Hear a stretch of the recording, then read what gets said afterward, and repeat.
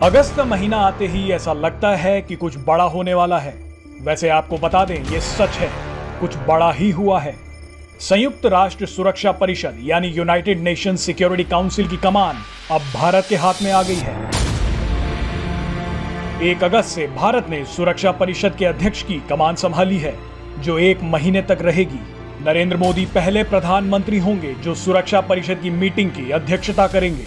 भारत अभी संयुक्त राष्ट्र सुरक्षा परिषद का 2 साल के लिए अस्थायी सदस्य है। संयुक्त राष्ट्र सुरक्षा परिषद में 5 स्थायी सदस्य हैं। अमेरिका, चीन, ब्रिटेन, रूस और फ्रांस इसमें शामिल हैं। संयुक्त राष्ट्र सुरक्षा परिषद की अध्यक्षता हर महीने बदलती है और ये अंग्रेजी के अल्फाबेट ऑर्डर में होती है।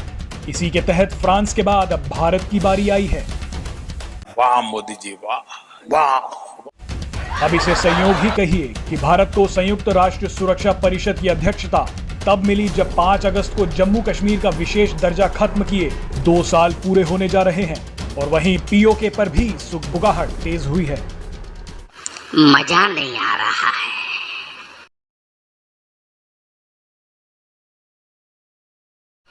Our Prime Minister Shri Narendra Modi will be the first Indian Prime Minister who has decided to preside over a meeting of the United Nations Security Council.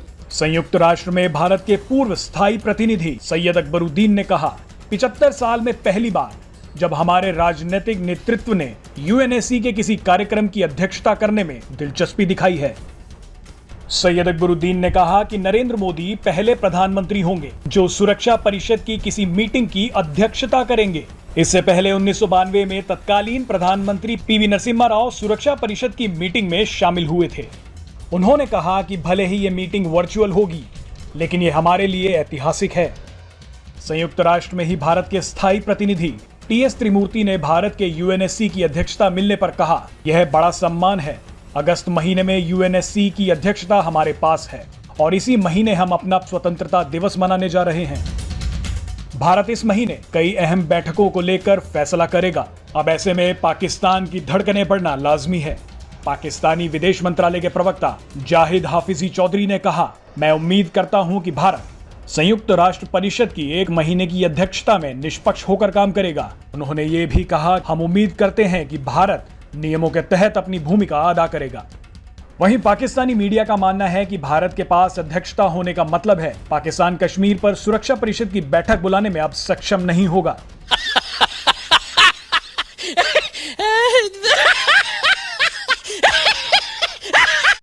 आपको बता दें कि पिछले 2 सालों में जम्मू कश्मीर को लेकर संयुक्त राष्ट्र सुरक्षा परिषद में 3 बार चर्चा हुई है।